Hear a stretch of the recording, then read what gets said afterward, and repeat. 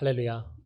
우리 함께 또 10월 4일 주일을 맞이해서 하나님께 또 찬양으로 영광 돌리며 하나님께 예배하도록 하겠습니다.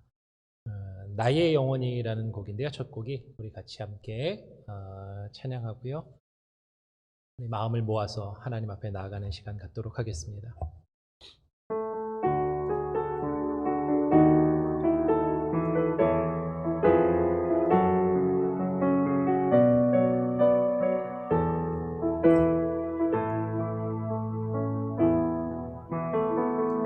나의 영혼이 잠잠히 하나님만 바라며 나의 구원이 그에게서 나는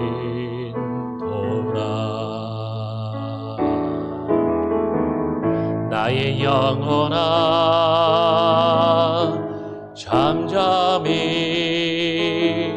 하나님만 바라라. 나의 소망이 저에게서 나는도다. 오직 주만이 나의 반석 나의 구원이시니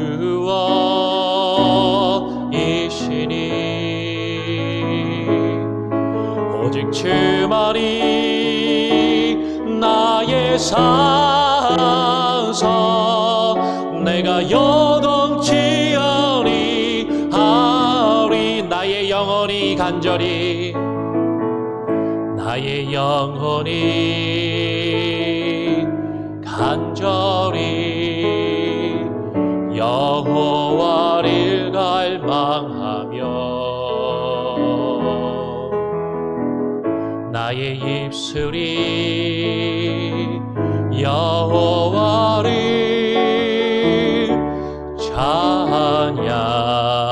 찬양하리. 나의 영혼이 즐거이 나의 영혼이 즐거이 여호와를 따르리니 나의 평생에 여호와를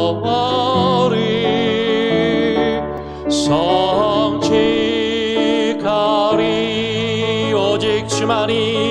오직 주만이 나의 반석 나의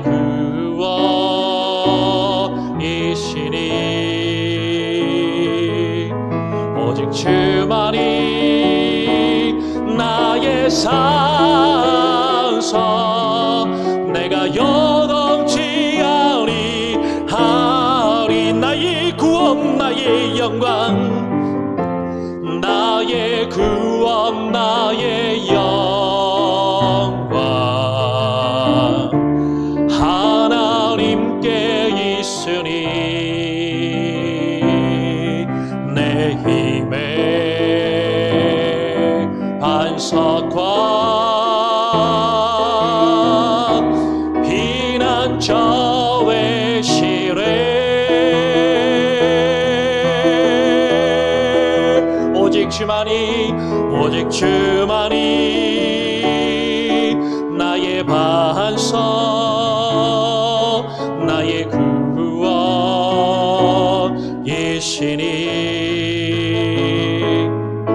오직 주만이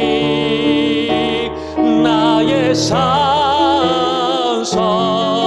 내가 요동치 아니하. 우리 한 번 더 오직 주만이 나의 반석 오직 주만이 나의 반석 나의 구원이시니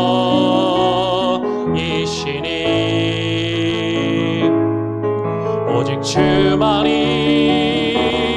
나의 산석 내가 요동치 아니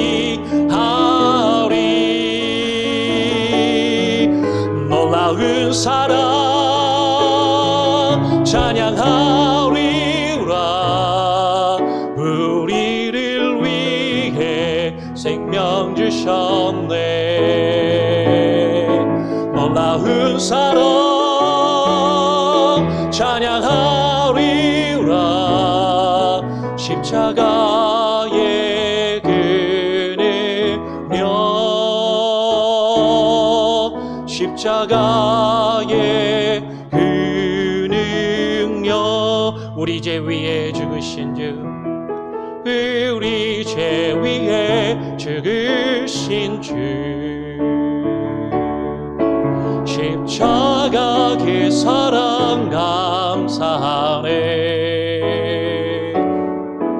날마다 주의 형상대로 변화되리라. 십자가 우리를 새롭게 하리. 우리 한 번 더 처음부터 우리 죄 위에 죽으신 주, 우리 죄 위에 죽으신 주, 십자가 그 사랑 감사하네. 날마다 주의 형상대로 변화되리라. 십자가 우리를 새롭게 하리. 놀라운 사랑, 놀라운 사랑 찬양하리라. 우리를 위해 생명 주셨네. 놀라운 사랑 찬양하리라. 십자가의 그 능력, 십자가의 그 능력. 우리 다시 한 번 더 처음부터 불러보겠습니다. 우리 죄 위에 죽으신, 우리 죄 위에 죽으신 주, 십자가 그 사랑, 십자가 그 사랑 감사하네. 날마다 주의 형상대로 변화되리라. 십자가 우리를 새롭게 하리. 놀라운 사랑, 놀라운 사랑 찬양하리라.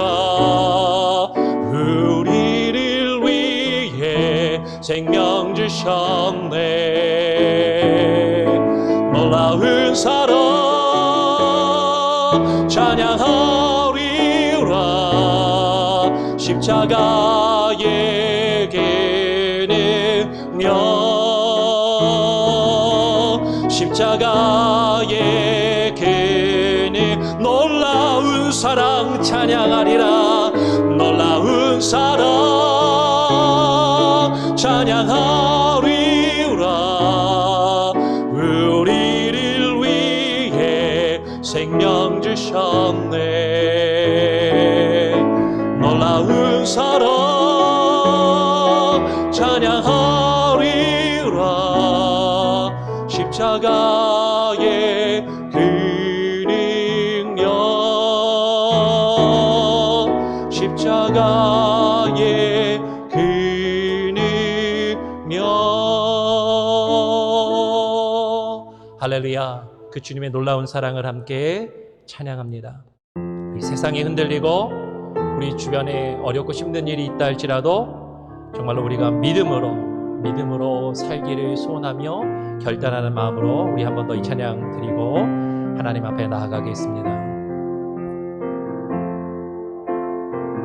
세상은 들리고 사람들은 변하여도 나는 주를 섬기리. 주님의 사랑은 영원히 변하지 않네. 나는 주를 신뢰. 우리 한 번 더. 세상은 들리고 사람들 변하여도, 세상은 들리고 사람들은 변하여도 나 나는 주를 섬기리. 주님의 사랑은 영원히 변하지 않네. 나는 주를 신뢰해. 오직 믿음으로, 오직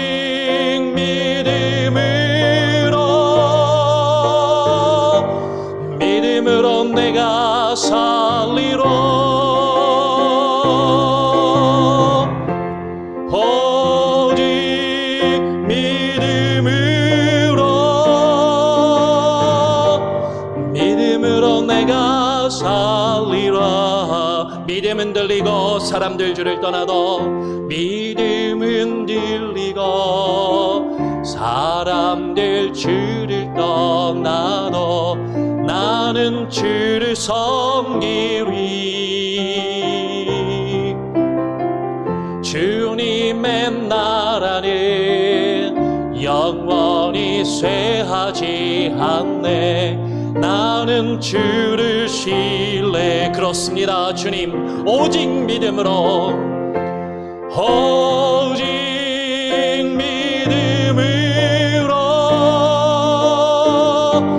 믿음으로 내가 살리로. 오직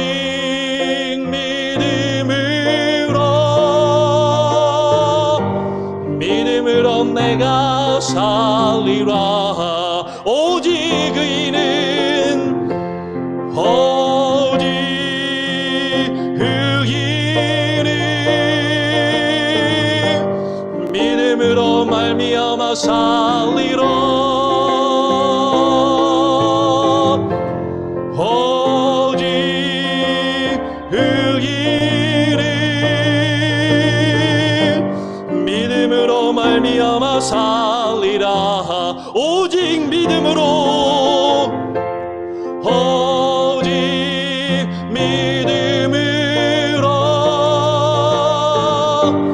믿음으로 내가 살리라. 오직 믿음으로 내가 살리. 우리 한 번 더. 오직 의인은, 오직 의인은 믿음으로 말미암아 살리라. 오직 의인은 믿음으로 말미암아 살리라. 그렇습니다. 주님, 오늘 이 시간 거룩한 주일을 맞이하여 주님 앞에 나와 주님을 예배하며 주님을 찬송합니다.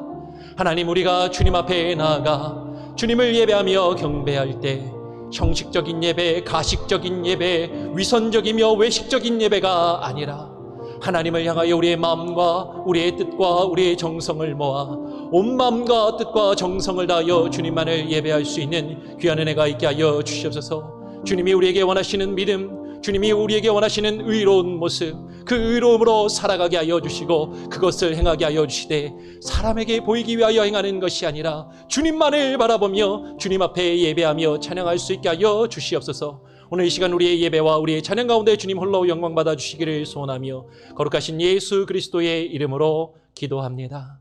아멘. 성시교독 36번입니다. 시편 90편을 함께 교독하시겠습니다. 주여, 주는 대대에 우리의 거처가 되셨나이다. 산이 생기기 전, 땅과 세계도 주께서 조성하시기 전, 곧 영원부터 영원까지 주는 하나님이시니이다. 주께서 사람을 티끌로 돌아가게 하시고 말씀하시기를 너희 인생들은 돌아가라 하셨사오니, 주의 목전에는 천년이 지나간 어제 같으며 밤의 한순간 같을 뿐이니이다. 주께서 그들을 홍수처럼 쓸어 가시나이다. 그들은 잠깐 자는 것 같으며 아침에 돋는 풀 같으니이다. 풀은 아침에 꽃이 피어 자라다가 저녁에는 시들어 마르나이다. 우리는 주의 노예에 소멸되며 주의 분내심에 놀라나이다. 주께서 우리의 죄악을 주의 앞에 놓으시며 우리의 은밀한 죄를 주의 얼굴빛 가운데 두셨사오니 우리의 모든 날이 주의 분노 중에 지나가며 우리의 평생이 순식간에 다하였나이다. 우리의 연수가 70이요 강건하면 80이라도 그 연수의 자랑은 수고와 슬픔뿐이요 신속히 가니 우리가 날아가나이다. 누가 주의 노여움의 능력을 알며 누가 주의 진노의 두려움을 알리이까? 우리에게 주의 날 계수함을 가르치사 지혜로운 마음을 얻게 하소서. 아멘. 사도신경으로 우리의 신앙을 함께 고백하시겠습니다. 전능하사 천지를 만드신 하나님 아버지를 내가 믿사오며 그 외아들 우리 주 예수 그리스도를 믿사오니 이는 성령으로 잉태하사 동정녀 마리아에게 나시고 본디오 빌라도에게 고난을 받으사 십자가에 못 박혀 죽으시고 장사한 지 사흘 만에 죽은 자 가운데서 다시 살아나시며 하늘에 오르사 전능하신 하나님 우편에 앉아 계시다가 저리로서 산자와 죽은 자를 심판하러 오시리라. 성령을 믿사오며 거룩한 공예와 성도가 서로 교통하는 것과 죄를 사하여 주시는 것과 몸이 다시 사는 것과 영원히 사는 것을 믿사옵나이다. 아멘. 찬송가 268장입니다. 찬송가 268장을 함께 찬양합니다.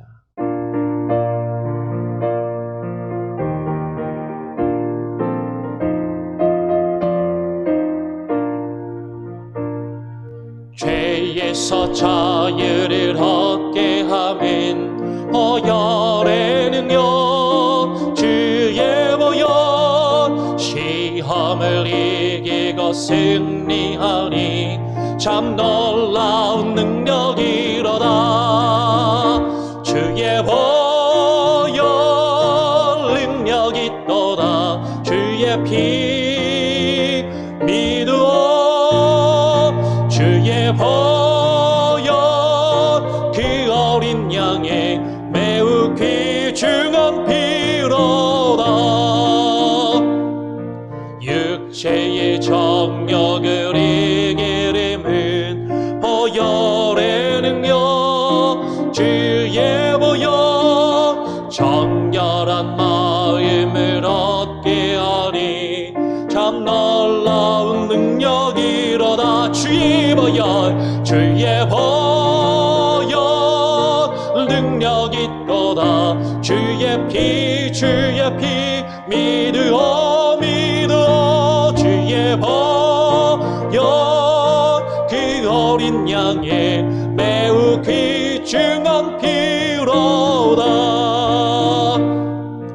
눈보다 너에게 밝히는 것 보혈의 능력 주의 보혈 부정한 모든 것 밝히시니 참 놀라운 능력이로다. 할렐루야. 주의 보혈 능력이 또다. 주의 피 믿으오 믿으오. 주의 보혈 그 어린 양의 매우 귀중한 피로다. 그 주의 복음을 전할 제목 보혈의 능력 주의 보혈 날마다 나에게 찬송 주니 참 놀라운 능력이로다. 아멘. 주의 보혈 능력이 또다. 주의 피 믿으오 믿으오. 주의 보혈 그 어린 양의 매우 귀중한 피. 우리 한번 더 주의 보혈 능력이 또다. 주의 보혈 능력이 또다. 주의 피 믿으오. 주의 보혈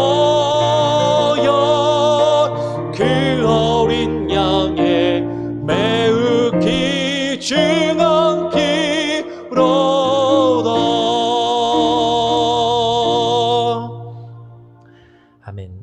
우리에게 주시는 하나님의 말씀은 창세기 20장입니다. 주보에 창세기 28장으로 나갔는데요.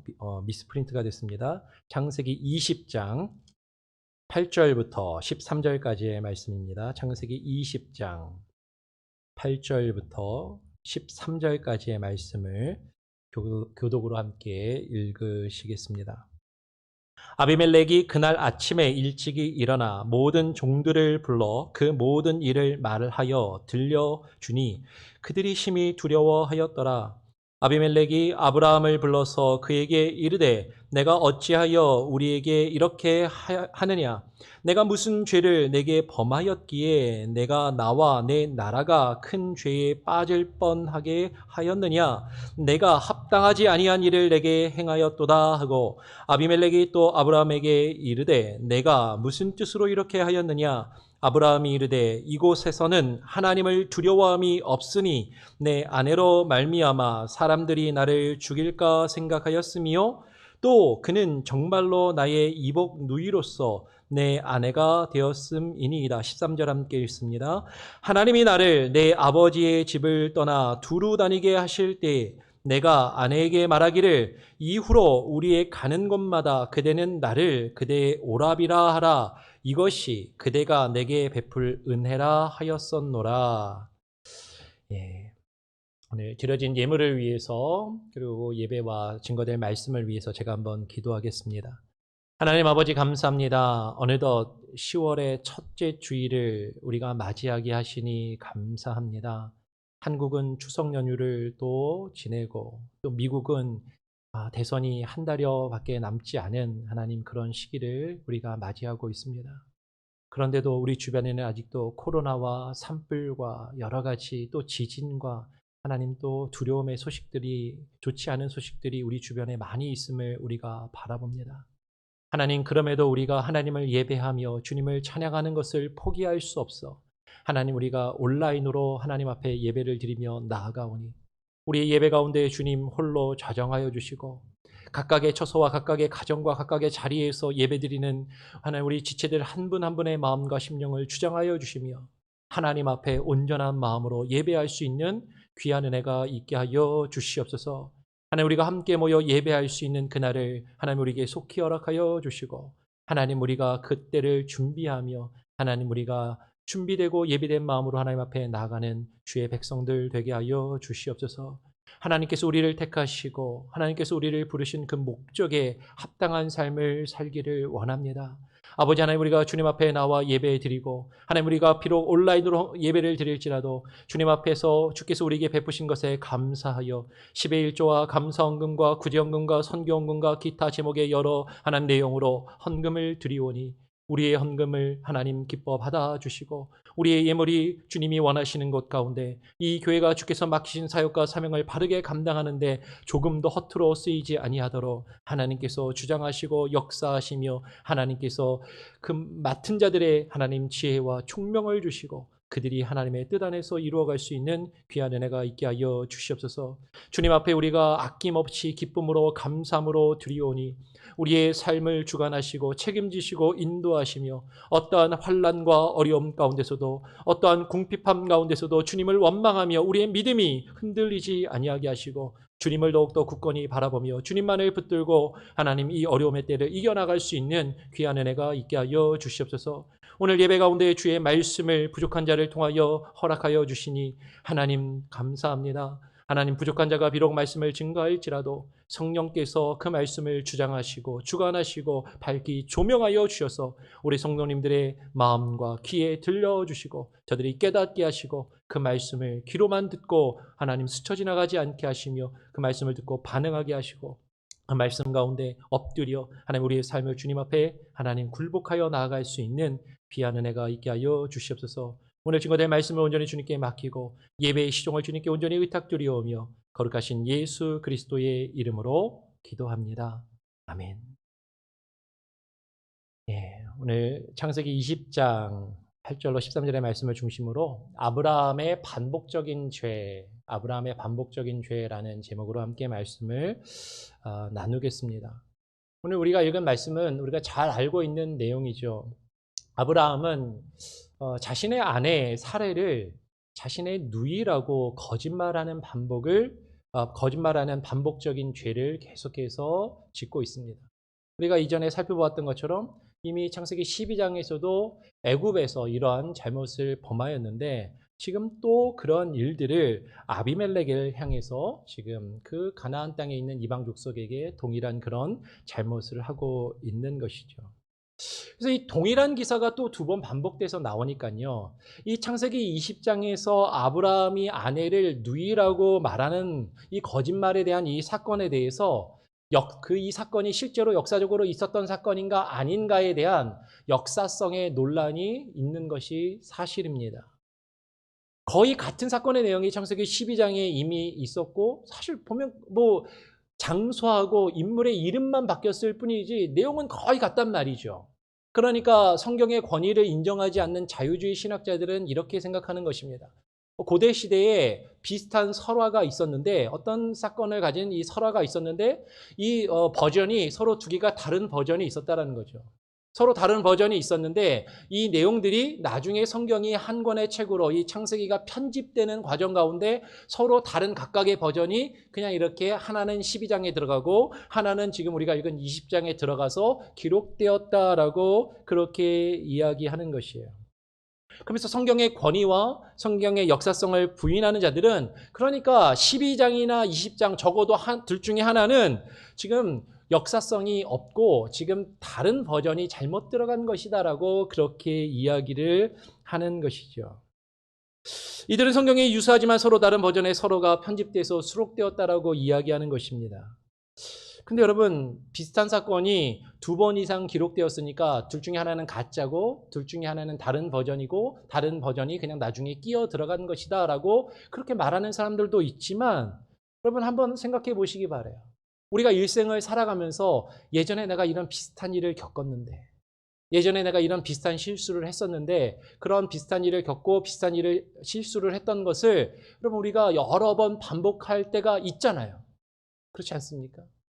우리가 연약한 부분이 있어요. 누구도 알지 못하는 아주 습관적으로 반복하고 있는 나의 끊지 못하는 죄악이 사실 누구나 사실 한 가지쯤은 있을 수 있다라는 것이에요. 오늘 아브라함도 지금 그런 잘못을 반복적으로 범했다라고 우리는 그것을 꼭 이것이 하나는 잘못된 이야기, 하나는 역사성이 없는 이야기라고만 생각할 필요는 없다라는 것입니다. 그럼에도 불구하고 오늘 창세기 17장 왜 이 역사성을 부인하는가? 창세기 20장의 사건에 대한 역사성을 왜 부인하는가? 그들 나름대로 여러 가지 논리와 근거가 있어요. 왜냐하면 지금 20장을 우리가 읽고 있는데 그 앞에 17장에서 보면 17장에서 이미 사라의 나이가 90세라고 이야기를 합니다. 그렇잖아요. 이미 90세가 넘은 여인을 아비멜렉이 뭐가 볼 게 있다고 그 여인을 데려갔을까를 의심하는 거예요. 창세기 17장 17절을 한번 보겠습니다. 17장 17절 조금 앞으로 가면 있죠. 앞으로 한번 넘기셔서 같이 한번 읽어보겠습니다. 17장 17절입니다. 시작. 아브라함이 엎드려 웃으며 마음속으로 이르되 100세 된 사람이 어찌 자식을 낳을까? 사라는 90세니 어찌 출산하리요 하고 지금 90세가 되었단 말이에요. 이미 17장에서 90살이었던 여자를 지금 20장에서 90이 훨씬 넘은 여인을 도대체 뭐가 볼 게 있다고 아비멜렉이 데려갔을까? 물론 여기에 대해서 보수적인 신학자들은 이런저런 반론을 합니다. 당시의 나이의 개념은 오늘날의 나이 개념하고는 달랐을 것이다. 90세지만 오늘날 그래도 적어도 중년 정도 되는 그런 아름다움을 사라가 하도 이뻤기 때문에 나이가 많아도 그런 아름다움을 유지하고 있었지 않았을까라고 그렇게 생각을 하는 거예요. 설사 그렇다 하더라도 오늘 우리가 읽은 17장 17절에서도 이미 뭐라고 이야기했냐면 사라는 이미 90세가 되어서 더 이상은 자녀를 낳을 가능성이 없는 여인인 것이죠. 그냥 쉽게 말하면 폐경기가 넘어선 것입니다.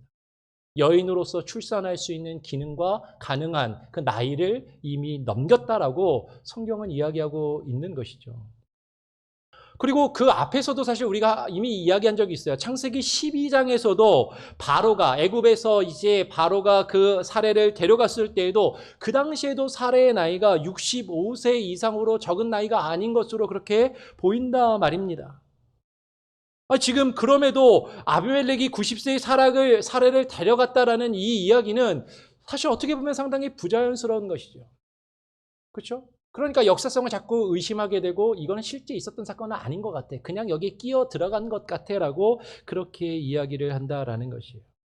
근데 여러분 성경을 읽을 때 우리가 많이 하기 쉬운 실수 중에 하나가 무엇이냐면 여러 번 말씀을 드리지만 성경의 기록이 다 시간의 순서대로만 기록되었다라고 생각하는 것이죠. 우리가 읽는 성경이 시간의 순서대로 다 기록되어서 창세기 17장 다음에 20장이 기록되고 있으니까 17장 이후에 20장의 사건이 일어났다라고 그렇게 생각하면서 읽기 쉽다라는 것이에요. 물론 창세기는 기본적으로 시간의 흐름에 따라서 기록이 되었습니다. 기본적인 어떤 형식이나 내용은 시간 순서대로 기록되어 있지만 반드시 매 장, 매 절 순간순간마다 그것이 시간의 순서대로 기록되었다라고 볼 필요는 없는 것이죠. 왜냐하면 성경의 기록 목적은 단지 각각 시간의 순서에 따라서 어떤 일들이 실제로 일어났는가 그 사건의 사실 자체를 우리에게 알려주기 위한 단순한 역사책이 아니기 때문인 것입니다. 역사성과 역사 그 자체라는 것은 조금 구별할 필요가 있다는 것이죠. 성경은 단순한 역사책이 아니에요. 성경은 그 역사성을 분명히 가지고 있고 실제 일어났던 일을 바탕으로 그 역사성을 가지는 그 역사를 믿음의 관점으로 해석하며 그것이 우리에게 어떤 교훈과 의미를 부여해 주는가를 알려주고자 하는 그 목적을 가지고 기록되어 있다라는 것입니다.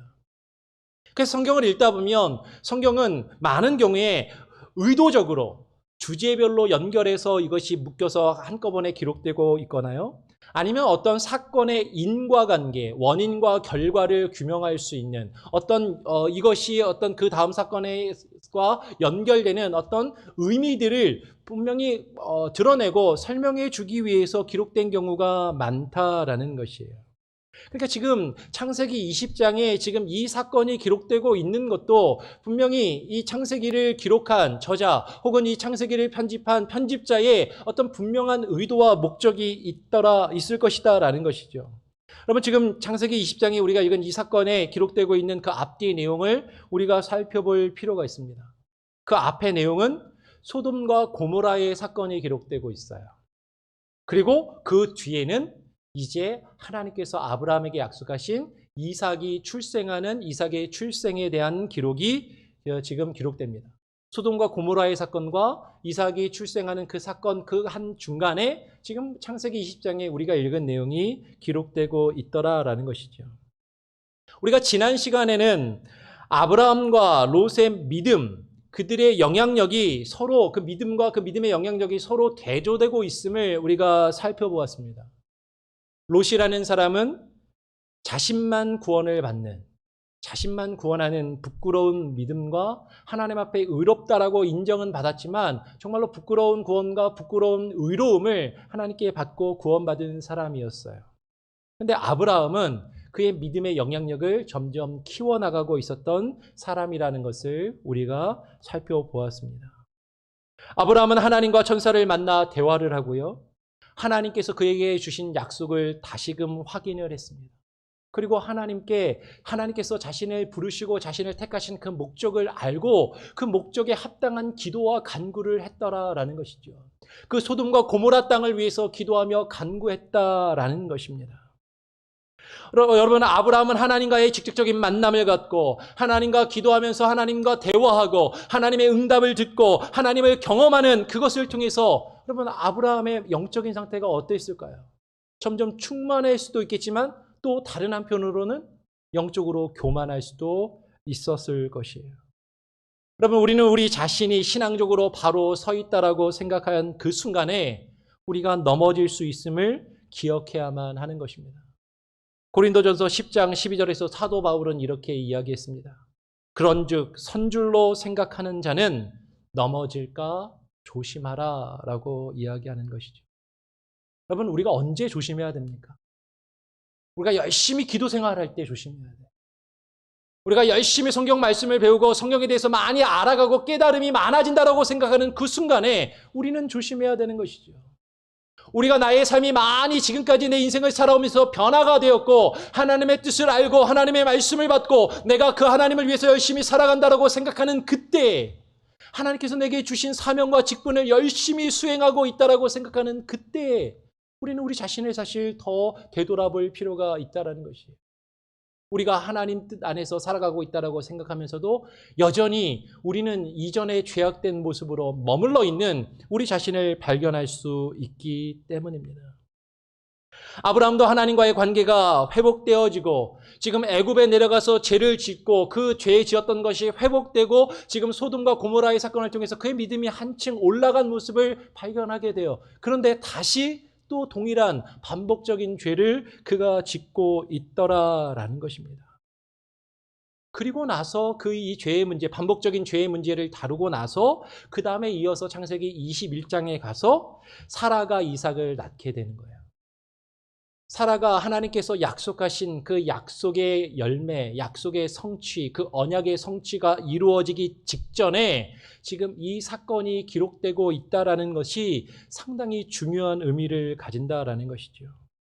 하나님이 약속하신 그 이삭이 태어나기 직전에 아브라함의 반복적인 죄에 대해서 언급을 하고 있는 것입니다. 여러분, 이것은 우리에게 상당한 시사점이 있어요. 우리에게 많은 것을 생각하게 하고 우리에게 교훈을 주는 것입니다.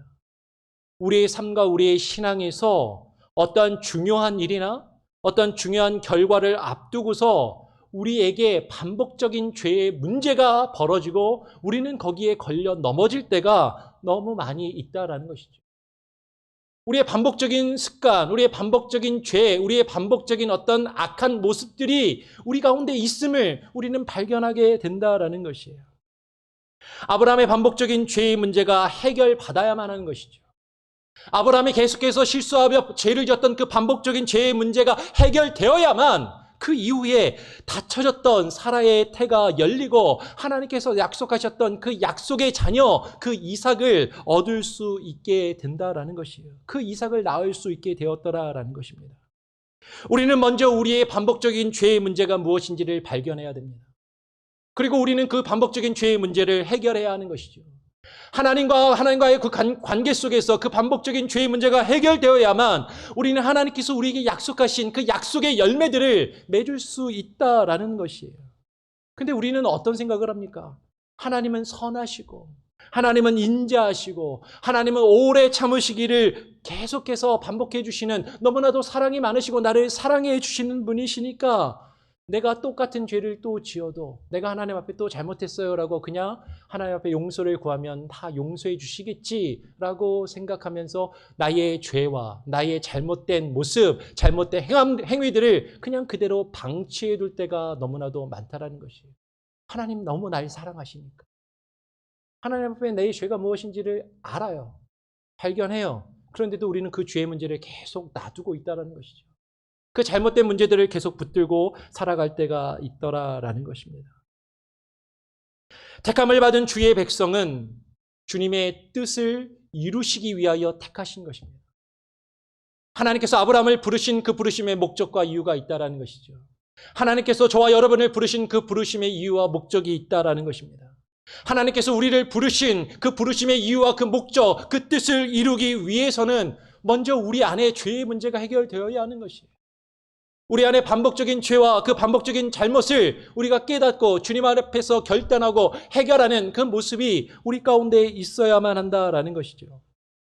아브라함의 반복적인 그 습관적인 죄가 하나님의 뜻과 하나님의 목적을 우리의 삶 가운데 이루는 것을 계속해서 방해하는 것입니다. 그것을 지금 본문이 우리에게 보여주고자 한다라는 것이죠. 오늘 아브라함은 자신의 생명을 지키기 위해서 자신이 가는 곳마다 계속해서 자신의 아내를 누이라고 거짓말하는 잘못을 범하고 있습니다. 오늘 본문을 다시 한번 보시기 바랍니다. 창세기 20장 10절, 11절을 보면 이렇게 이야기하는 것이죠. 아비멜렉이 또 아브라함에게 이르되 네가 무슨 뜻으로 이렇게 하였느냐? 아브라함이 이르되 이곳에서는 하나님을 두려워함이 없으니 이곳에서는 하나님을 두려워함이 없으니 내 아내로 말미암아 사람들이 나를 죽일까 생각하였음이요 라고 대답하는 것이에요. 여러분, 이것은 아브라함이 솔직한 마음일 것이에요. 여러분, 아브라함의 입장에서는 자신의 생명을 지키기 위해서, 자신의 생명을 보존하기 위해서 어쩔 수 없이 어쩔 수 없는 선택이었다라고 지금 말하고 있는 것입니다. 왜 그가 자신의 생명을 지키고 자신의 생명을 보존하기 위해서 이와 같은 거짓된 거짓을 말하는 것을 선택하였는가? 그는 이런 이유를 대는 거예요. 아브라함의 논리는 무엇입니까? 아브라함 이렇게 이야기합니다. 이곳에서는 하나님을 두려워함이 없으니 라고 말하는 것이죠. 내가 지금 여기에 이 자리에 있는데, 지금 내가 이들 가운데 살고 있는데 이들은 하나님을 두려워하지 않는, 하나님을 믿지 않는, 하나님에 대한 믿음이 없는 사람들이기 때문에 이들이 나에게 어떻게 할지 알 수 없기 때문에 이들로부터 나를 지키고 이들로부터 나를 보호하고 이들로부터 나를 믿고 따르는 나의 가족들과 나의 식구들과 지금 나의 공동체를 지키기 위해서는 어쩔 수 없는 선택이라고 지금 이야기하는 것이에요. 아브라함이 단순히 자기 한 사람의 생명만을 지키기 위해서 거짓말했다라고 여러분 생각하십니까? 아니요. 아브라함을 따르는 수많은 사람들이 있었어요. 아브라함은 자신과 자신의 공동체를 지키기 위해서 지금 이와 같은 잘못된 방법을 택하고 있더라라는 것이죠. 그런데 아브라함이 자신이 잘못을 하면서 거기에 대해서 뭐라고 이야기합니까? 믿음을 놓고서 이야기하는 거예요. 나는 하나님 믿는 사람인데 지금 내 주변에 있는 이 사람들은 하나님을 믿지 않는 사람들이기 때문에 내가 이들을 상대하다 보면 이들로부터 내 믿음을 지키기 위해서는, 이들로부터 나 자신을 지키고 나의 가정을 지키고 나의 공동체를 지키기 위해서는 내가 어쩔 수 없이 이런 방법으로 해야지만 할 수밖에 없다라고 자신의 믿음을 가장해서 자신의 잘못을 정당화하고 있더라라는 것이에요. 여러분, 어쩌면 이것은 우리의 모습입니다. 여러분, 우리가 하나님 앞에서 죄악을 저지를 때 우리는 이야기해요. 내가 하고 있는 이 죄가 하나님 어쩔 수 없이 내가 하나님을 그래도 믿고 내가 신앙생활하고 내 가정을 지키고 나의 비즈니스를 지키고 지금 내가 속해 있는 공동체를 지키고 우리 교회를 지키기 위해서는 어쩔 수 없이 세상 사람들도 다 그렇게 하니까 우리도 나도 그렇게 할 수밖에 없는 것 아닙니까? 왜냐하면 이 세상이 너무 악하기 때문에 이 세상에서 우리가 남기 위해서는, 이 세상에서 우리가 지켜지고 보존되기 위해서는 어쩔 수 없이 이런 선택을 할 수밖에 없는 것 아닙니까? 사람들도 다 그렇게 합니다. 세상 사람들도 그렇게 자신을 지키기 위해서 이 정도는 거짓말하고 이 정도는 남을 속이고 이 정도는 행하면서 살아가는데 이것이 그렇게 잘못입니까? 나의 믿음을 지키기 위해서, 나의 공동체를 지키기 위해서 이렇게 하는 것 아닙니까? 라고 지금 우리가 말할 때가 있더라라는 것이죠. 근데 아브라함은 실제로 이렇게 이야기해요. 아브라함은 사라가 실제로 자신의 이복 누이였다라고 이야기합니다. 원래 자신의 누이였는데 자신의 아내가 되었다라고 말하는 것이죠. 창세기 20장 12절에서 아브라함이 이렇게 말합니다. 그는 정말로 나의 이복 누이로서 내 아내가 되었음이니라. 근데 창세기 앞에 부분을 읽어보면 이게 족보가 약간 안 맞아요. 약간 꼬여요. 그러니까 아브라함이 자신의 입으로 그는 나의 이복 누이라고 말은 하지만 성경의 다른 곳에서 정말로 그 아내 사례가 이복 누이였다라는 증거는 없습니다. 그러니까 어쩌면은 이것도 거짓말일지도 몰라요. 정확하게 알 수가 없어요. 어쩌면 사라가 실제로 아브라함의 이복 누이였을 수도 있지만 아닐 수도 있는 것이죠. 어쩌면 우리는 우리 자신이 그렇게 말할 수 있는 가능성이 이럴 수도 있고 저럴 수도 있는 그런 상황 속에서 우리는 내가 유리한 쪽을 선택합니다. 내가 불리한 쪽이 아니라 나에게 유리한 쪽으로 내 행위를, 나의 잘못을, 나의 선택을 정당화할 수 있는 그런 쪽으로 우리는 이야기하는 것이에요. 그러면서 아내를 아내라고 솔직하게 이야기하지 않는 것이죠. 지금 아브라함은 자신이 살기 위해서 거짓말을 하고 있고 자신이 하고 있는 이 거짓말이 어쩔 수 없었던 것이고 이것은 그래도 내 믿음으로, 내가 믿음을 지키기 위해서, 지금 믿음으로 내 공동체를 지키기 위해서 하는 것이라고 지금 자신의 잘못을 정당화하고 있더라라는 것입니다. 여러분, 이러한 반복적인 죄의 문제는 아브라함만의 잘못이, 아브라함만의 문제가 아니라 여러분, 저와 여러분의, 우리 모두의 문제예요. 사도 바울 역시도 이와 같은 고민과 이와 같은 고뇌를 가졌었습니다. 우리 한번 성경을 한번 같이 찾아서 한번 읽어보겠습니다. 로마서 7장 21절입니다. 로마서 7장 21절 부터 24절까지를 함께 교독으로 읽어보겠습니다. 로마서 7장 21절부터 24절까지 제가 먼저 7장 21절을 읽겠습니다. 그러므로 내가 한 법을 깨달았노니 곧 선을 행하기 원하는 나에게 악이 함께 있는 것이로다. 22절 내 속사람으로는 하나님의 법을 즐거워하되 내 지체 속에서 한 다른 법이 내 마음의 법과 싸워 내 지체 속에 있는 죄의 법으로 나를 사로잡는 것을 보는도다. 24절 함께 읽습니다. 오호라 나는 곤고한 사람이로다. 이 사망의 몸에서 누가 나를 건져내랴. 사도 바울 역시도 그렇게 믿음이 뜨겁고 그렇게 믿음이 훌륭한 사도 바울 역시도 계속해서 자신 안에 있는 죄의 문제를 놓고 고민하며 고뇌하고 있다라는 것이에요. 우리의 믿음의 조상인 아브라함의 모습입니다. 이것은 저와 여러분의 모습인 것이죠. 여러분, 우리는 우리에게 죄의 문제가 온전히 해결되었다라고 자신 있게 말할 수 있는 사람은 아무도 없을 것이에요. 계속해서 내 안에 죄가 꿈틀댑니다. 내 안에 반복적으로 행하고 있는 잘못이 있어요. 근데 우리는 그 잘못을 자꾸 포장해요. 자꾸 정당화하고 합리화합니다.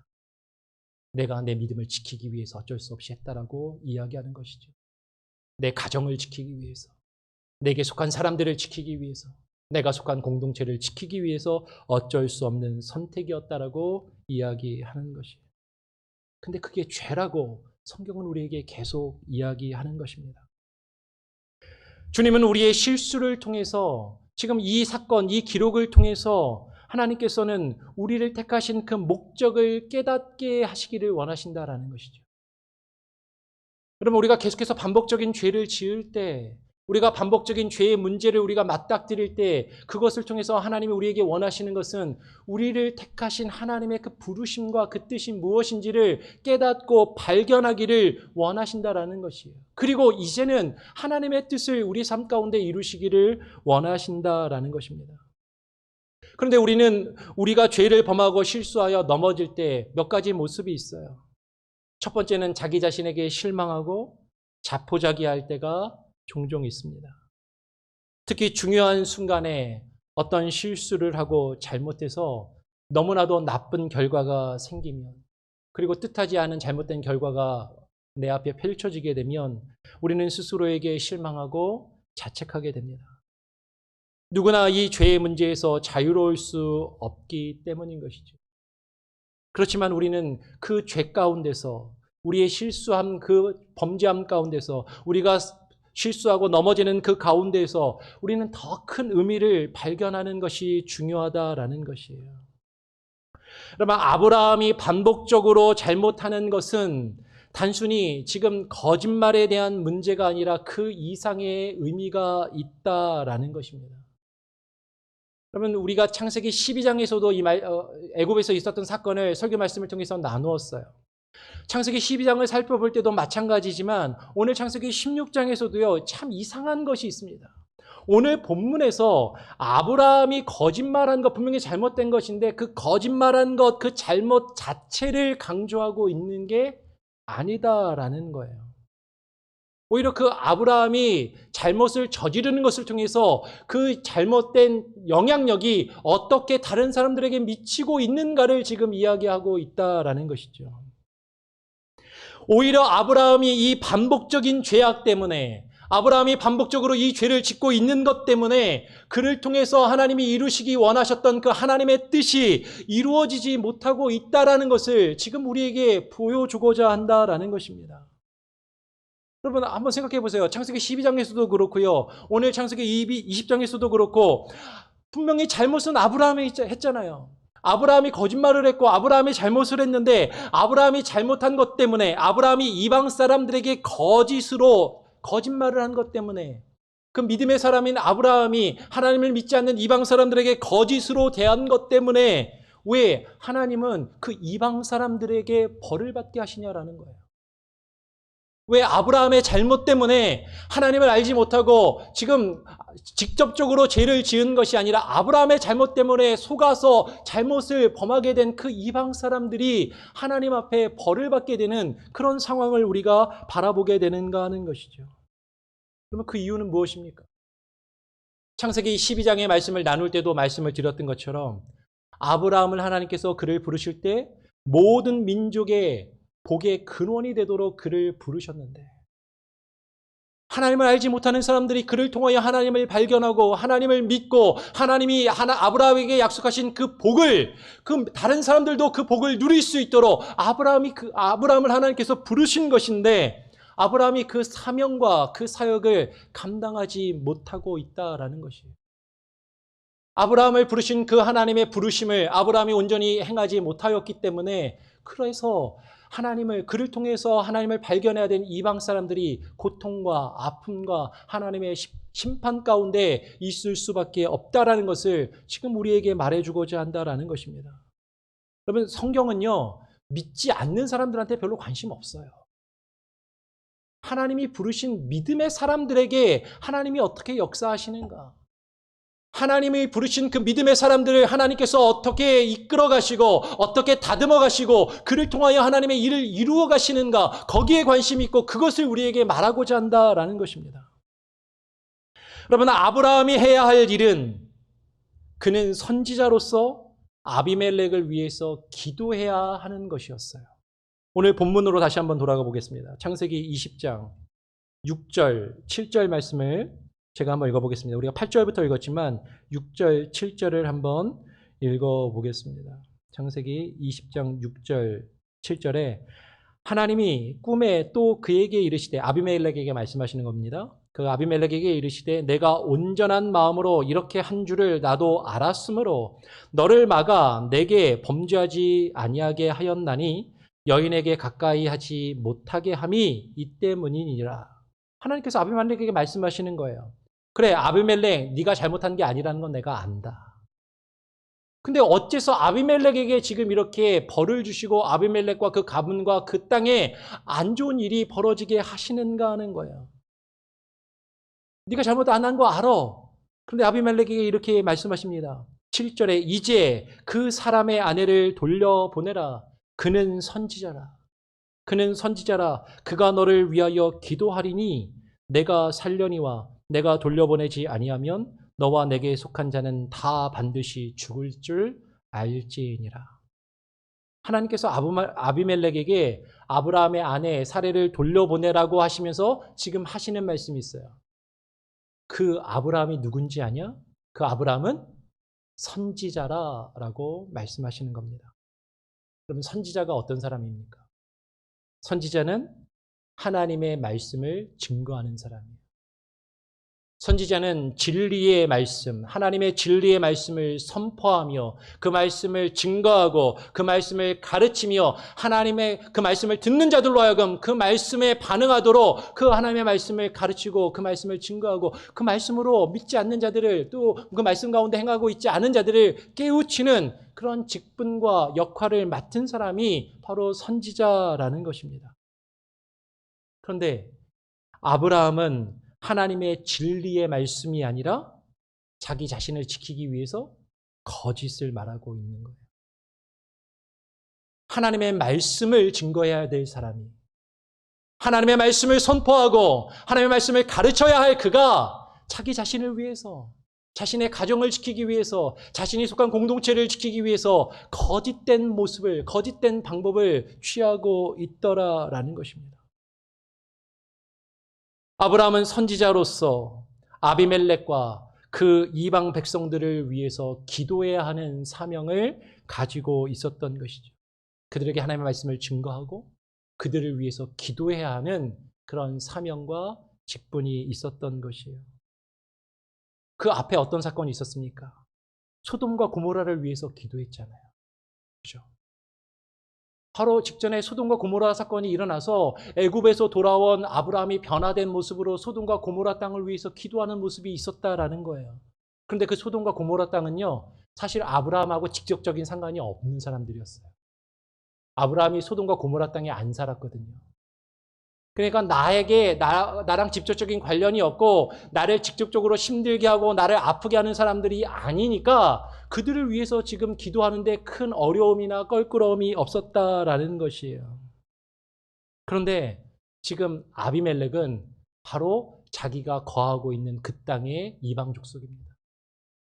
지금 자기와 관계 속에서 나를 힘들게 하고 나와 부딪히고 나를 괴롭게 하고 나를 힘들게 하고 정말로 내가 저 사람만 없으면 내가 살 것 같은데 라는 그런 마음이 드는 그런 사람들, 그런 족속이다라는 것이에요.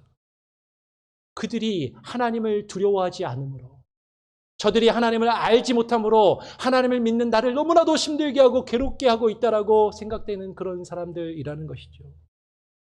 저들이 나를 어떻게 할지 몰라. 그러니까 저들로부터 나를 지키기 위해서는 나도 거짓된 모습을 취할 수밖에 없다라고 스스로 변명하고 정당성을 부여했다라는 것입니다.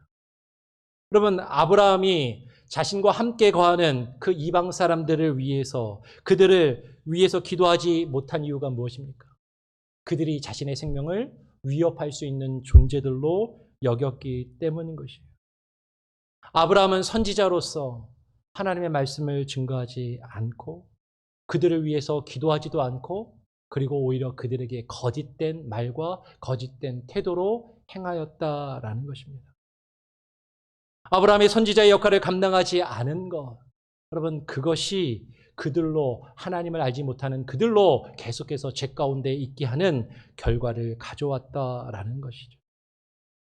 아브라함은 그들에게 하나님을 두려워함이 없다라고 말하면서 그들은 하나님을 두려워하지 않는 사람들이라고 여기면서 자신의 선지자의 역할을 감당하지 않는 것을 정당화하고 있다는 거예요. 하나님께서 그를 부르심의 이유와 목적이 있는데 그 일을 행해야 되는데 저 사람들한테는 제가 못하겠습니다. 요나와도 같은 모습인 것이죠. 하나님 저 사람들은 가능성이 없어요. 하나님 저 사람은 아닙니다. 저 사람이 나에게 행하는 것처럼 저도 똑같이 좀 거짓된 모습으로 대할 수밖에 없습니다. 나의 믿음을 지키기 위해서, 나의 공동체를 지키기 위해서라고 그렇게 변명한다라는 것이죠. 그러나 하나님께서 아브라함에게 이 사건을 통해서 하나님이 아브라함의 그 잘못된 모습을 깨닫게 하십니다.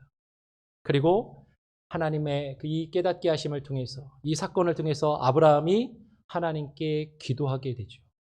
하나님께 기도함에 하나님이 아비멜렉과 그의 아내와 여종을 치료하셨다라고 성경은 기록합니다. 우리 한번 다 같이 20장 17절 18절 말씀을 두 절인데요. 한 목소리로 함께 읽어보겠습니다. 17절 18절 함께 읽겠습니다. 시작. 아브라함이 하나님께 기도함에 하나님이 아비멜렉과 그의 아내와 여종을 치료하사 출산하게 하셨으니 여호와께서 이왕에 아브라함의 아내 사라의 일로 아비멜렉의 집에 모든 태를 닫으셨음이더라. 여러분 지금 아브라함은 이제 자신의 잘못을 깨닫고 자신의 반복적인 죄를 깨닫고 자신을 위협하는 존재들로 여겼던 그들을 위해서 기도하게 되는 것이죠. 나를 해할 수도 있다라고 생각한 그들을 위해서 기도합니다. 즉 아브라함이 선지자로서 말씀을 증거하며 그들을 위해서 기도하기를 하나님께서는 원하셨다라는 거예요. 지금 아브라함을 그렇게 만들어가고 계신다라는 겁니다. 그렇게 변화시켜가고 계신다라는 것이죠. 여호와께서 아비멜렉의 집에 모든 태를 닫게 하신 이유가 무엇입니까? 오늘 성경은 분명하게 이야기해요. 아브라함의 아내 사레의 일 때문이라고 이야기하십니다. 아니 다시 한번 이 말을 그냥 이 생각 없이 읽어보십시오. 분명히 잘못은 아브라함이 했는데 왜 아브라함의 잘못 때문에 아비멜렉의 그 집안의 모든 태가 닫혀야 하는가? 아비멜렉의 집의 모든 태를 왜 하나님께서 닫으셨는가? 아브라함이 모든 민족에게 하나님께서 그를 부르신 복의 근원이 되는 그 역할과 그 사명을 감당하지 않고 그들에게 악한 마음으로 대했기 때문인 것이죠. 아브라함을 통해서 그들이 하나님을 알아야, 아브라함을 통해서 하나님의 말씀을 그들이 들어야 그들이 변화되고 그들이 그 죄악에서 돌이킬 수 있는데 아브라함이 그렇게 하지 않으니까 그들이 죄악에 대한 모습에 계속해서 머물러 있고 죄 가운데 있더라. 그 죄의 책임이 그들의 죄의 책임이 아브라함에게 있다라는 것을 지금 말해주고자 하는 것이에요. 여러분, 이것은 단순히 아브라함이 거짓말을 했냐 안 했냐, 거짓말이 나쁘냐 좋으냐, 단순히 그런 윤리적인 도덕적인 차원의 문제가 아니다라는 것입니다.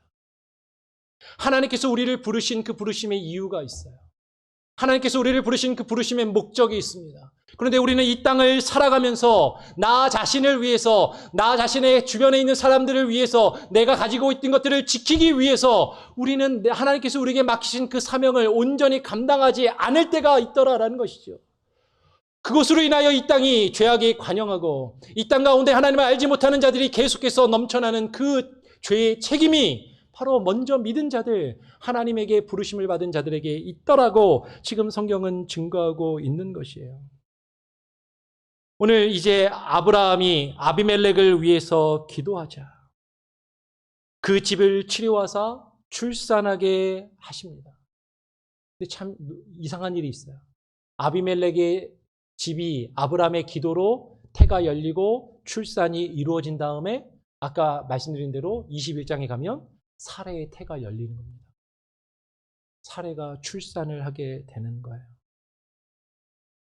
여러분, 지금 하나님은 아브라함을 통해서 먼저 하나님을 알지 못하고 죄 가운데 머물러 있었던 그 아비멜렉의 집에 태를 여시고 그들이 열매를 맺게 하시고 아브라함에게도 이삭을 낳게 해주신다라는 것이죠. 아브라함은 자신의 생명을 지키며 자신의 자신이 하나님께서 약속하신, 자신이 하나님께 말씀을 받았다라고 믿었어요. 그리고 그 말씀이 이루어지기를 원해서 나름 열심히 했습니다. 자기 방법으로, 자기 뜻대로. 그래서 이스마엘도 낳고 실수하고 계속해서 범죄했습니다. 근데 정말로 아브라함에게 하나님이 원하셨던 것은 그를 통해서 하나님이 그를 통해서 이루시기 원하는 하나님의 뜻을 이루지는 않고 자신이 그 하나님의 약속을 자기 힘으로 이루려고 했다라는 것이죠.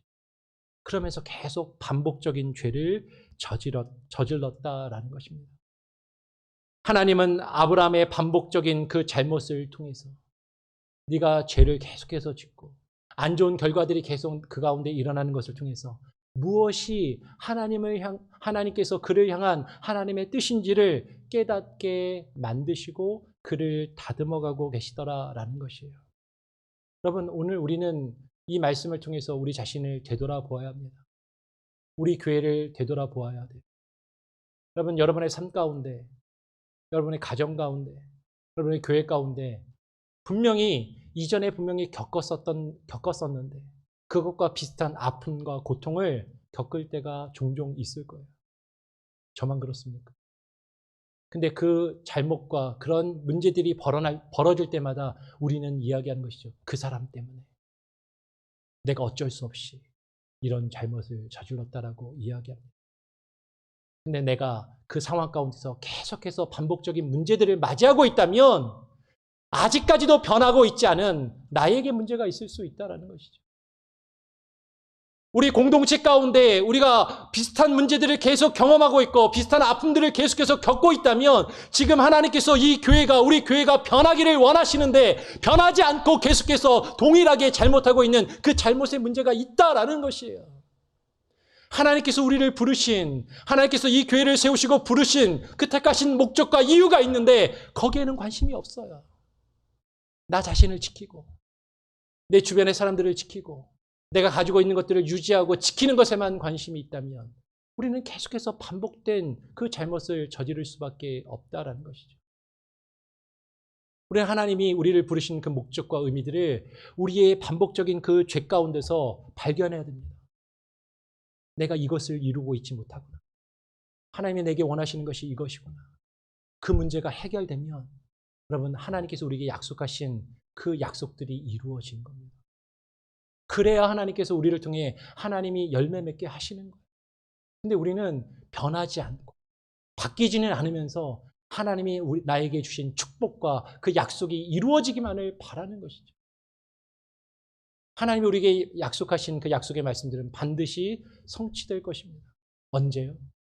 우리의 죄 문제가 해결되고 우리가 하나님의 말씀에 반응하고 우리가 우리 자신을 변화시킬 때, 하나님의 말씀이 우리 자신을 굴복시킬 때, 우리가 하나님의 뜻을 구하고 그 뜻을 우리의 삶 가운데 이루어갈 때 하나님이 우리를 통해서 주님의 일을 이루실 것이고 열매를 맺게 하실 것입니다. 그러면 우리 안에 반복적인 문제들이 있습니까? 깊이 고민해 보시기 바랍니다. 누구의 죄인가? 누구의 잘못인가? 먼저 믿은 사람의 잘못입니다. 하나님의 약속의 말씀을 받은 사람의 잘못입니다. 하나님께서 그 공동체를 이끌어가도록 세우신 리더십의 잘못입니다.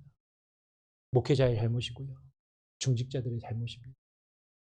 우리가 그것을 발견하지 않고 이전의 모습에 계속 머물러 있다면 우리는 똑같이 아파하고 힘들어할 수밖에 없는 것이죠.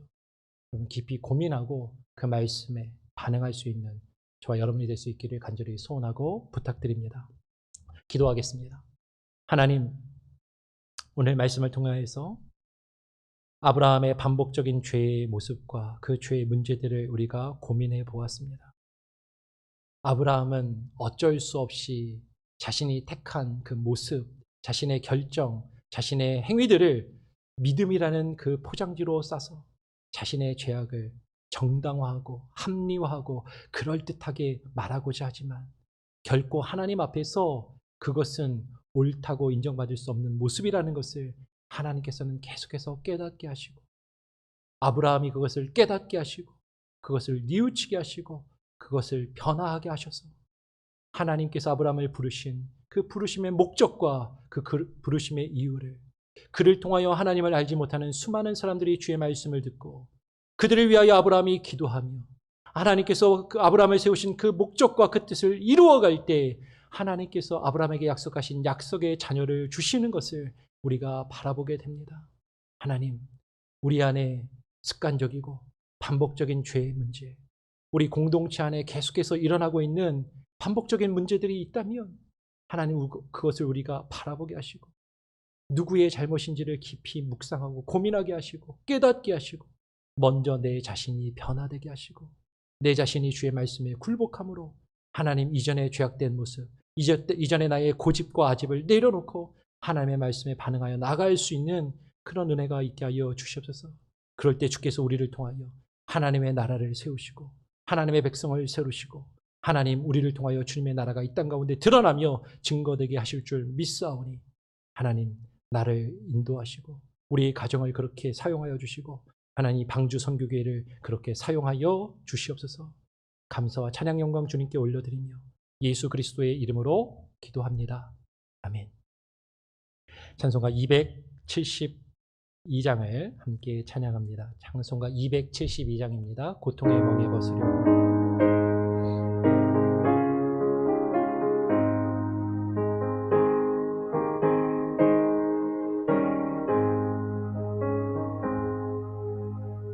고통의 멍에 벗으려고 예수께로 나갑니다. 자유와 기쁨 베푸시니 주께로 갑니다.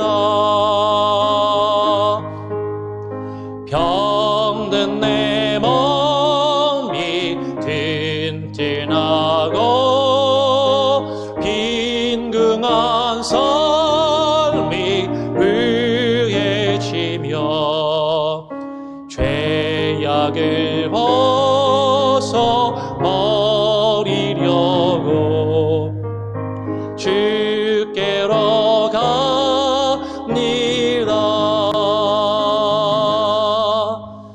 낭패와 실망 당한 뒤에 예수께로 나갑니다. 십자가 은혜 받으려고 주께로 갑니다. 슬프던 마음 위로받고 이 생의 풍파 전전하며 영광의 천서 부르려고 주께로 갑니다. 교만한 마음을 내버리고 교만한 마음을 내버리고 예수께로 나갑니다. 복되신 말씀 따르려고 주께로 갑니다.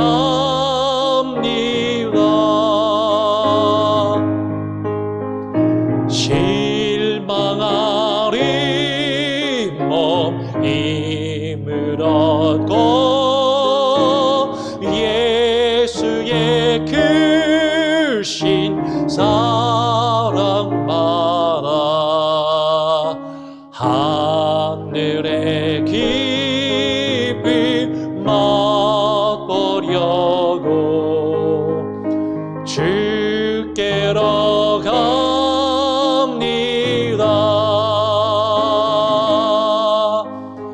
슬픔의 고이를 벗으려서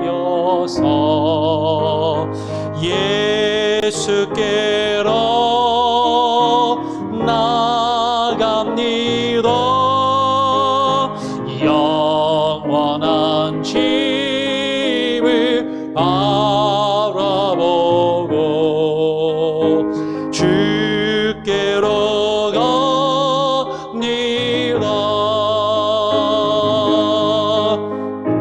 멸망의 복을 헤어나와 평화의 나라 나라라서 영광의 주를 배우려고 주께로 갑니다.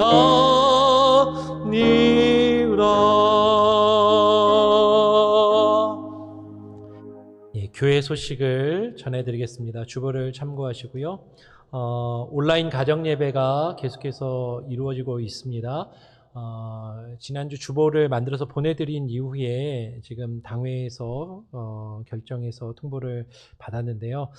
다음 주 주일부터 오늘 첫째 주죠. 다음 주 11일부터 2부 예배만, 1부는 하지 않습니다. 2부 예배만 제한적으로 현장 예배를 다시 여는 것으로 그렇게 결정이 되었습니다. 그래서 각 구역장님들께서는 구역장 그 단체 그 문자방이 있죠. 단체방에서 여러분 구역원들 참석 희망하는 인원을 파악하셔서 알려주시면 감사하겠습니다. 그렇게 해주시고요. 새벽 예배에 대해서도 물어보시는 분들이 계시는데 당회에서 제가 아직 공식적으로 새벽 예배에 대해서 구체적으로 통보를 받지 못했습니다. 아마 화요일에 교육자 회의 때 제가 전달받을 수 있을 것 같은데요. 또 하여튼 당회에서 결정이 되시면 그 내용을 주중에 또 별도로 공지할 수 있을 것 같습니다. 새벽 예배에 대해서도, 그리고 주일 예배 구체적인 가이드라인에 대해서 다시 구역장님들을 통해서 통보해 드릴 수 있도록 하겠습니다. 온라인 수요 예배는 계획대로 일단 하게 됩니다. 여기에도 혹시 변동사항이 있으면 다시 알려드리겠습니다. 온라인 수요 예배가 이번 주 수요일부터 있습니다. 일단은 녹화 방송으로 실시하는 것으로 계획이 되어 있습니다. 변동이 있으면 알려드리겠습니다. 계속 온라인 중보기도가 있고요. 온라인 새가족 성경 공부도 계속 이루어집니다. 5번 광고를 보시면 온라인 중직자 기도회가 지난주에 원래 광고가 나갔어야 되는데 역시 주보를 만든 이후에 정해져서 광고가 주중에 다시 어제 또 말씀을 드렸고요. 오늘부터 10월 첫째 주부터 중직자 기도회를 온라인으로 줌 미팅 프로그램을 가지고 실시하게 됩니다. 대상은 목회자, 시모장로님, 시무 안수지사님, 시무 권사님 이렇게 하게 되고요. 하니까 한 대략 18분 정도 되는 것 같습니다. 줌으로 하게 되고 거기에 대한 내용은 또 문자로 일단 알려드렸습니다. 예배가 끝나고 오후에 아마 최규성 목사님께서 줌 미팅 방을 만드셔서 최 목사님이 또 그 단체 방을 통해서 어떻게 접속하면 되는지 알려드리게 될 겁니다. 혹시라도 줌을 설치를 못 하셨거나 어떻게 하는지 잘 모르시는 분이 있으면 연락을 주시면 또 어떻게 할 수 있는지 안내해 드릴 수 있도록 하겠습니다. 그리고 성경 통독은 지난 주중부터 이제 목요일부터 해서 신약 말씀을 읽기 시작했습니다. 구약도 계속해서 읽으신 분들 신약까지 계속 1년 통독을 위해서 읽으시기 바라고요. 구약은 못 하셨다 할지라도 이제 신약을 시작하니까 성경 말씀을 같이 읽고 신약이라도 함께 연말까지 통독하실 수 있도록, 그리고 새벽 예배에 또 말씀, 이 통독 말씀에 맞춰서 말씀이 계속 이루어지니까요. 새벽 예배에 관심을 가지시고 새벽 예배에도 참여를 해주시기를 부탁드리겠습니다. 담임 목사님 청빙과 중고등부 사역자 청빙을 위해서도 계속 관심 가져주시고 기도해 주시기를 부탁드립니다. 다른 특별한 내용은 없고요. 여기에 모인 우리 2절입니다. 2절을 찬양하고 제가 축도함으로 예배를 마치도록 하겠습니다.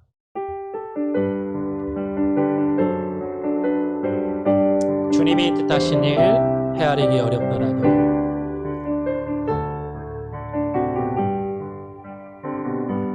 주님이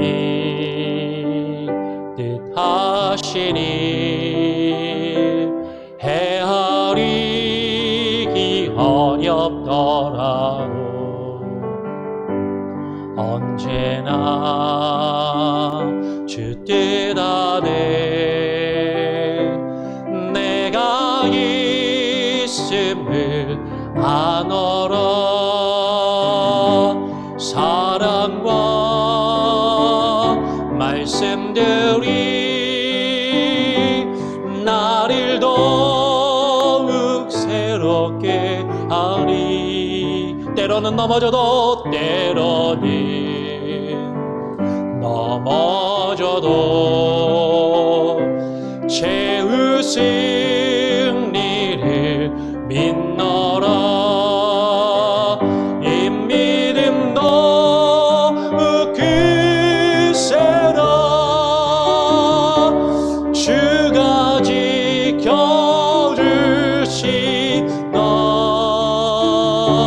어두운 밤에도 주의 밝게 비린다. 여주 우리 서로를 축복하며 이 믿음 더욱 크세라. 주가 지켜주신다. 주가 지켜주신다.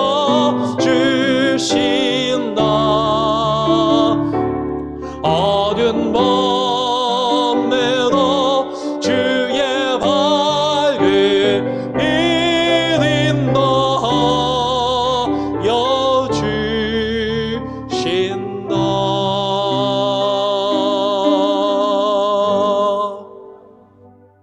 이제는 우리 주 예수 그리스도의 무한하신 은혜와 아버지 하나님의 크신 사랑과 성령님의 역사 교통하심이, 하나님께서 아브라함을 축복의 통로로 부르시고 그를 통하여 모든 이방과 하나님을 알지 못하는 자들이 하나님께서 그에게 약속하신 축복의 말씀을 듣고 하나님께로 나와 주님의 언약 가운데 들어오기를 소원하시고 원하시는 그 하나님의 부르심의 의미들을 온전히 깨달아 알며, 우리들의 반복적인 죄악과 우리들의 반복되는 실수들 가운데 하나님의 그 부르심의 이유와 하나님께서 우리를 택하신 우리의 존재의 의미들을 온전히 깨달아 알고 그것들을 이루어가기 위하여 우리의 죄의 문제를 주님 앞에 돌이키며 결단하며 하나님의 말씀에 반응하여 순종하게 나가기를 소원하며 결단하는 오늘 예배 가운데 참여하는 모든 방주의 권속들과 저들의 자녀들과 가정과 사업처와 비즈니스와 저들의 모든 삶의 영역 가운데 우리 교회가 후원하는 선교사님들과 선교사님의 그 사역의 모든 활동과 영역 가운데 지금도 코로나의 위기 가운데 산불의 위기 가운데 아파하며 신음하고 있는 모든 사람들과 코로나로 아파하고 있는 모든 사람들의 그 지체들 가운데 이제로부터 영원토록 함께 계실지어다.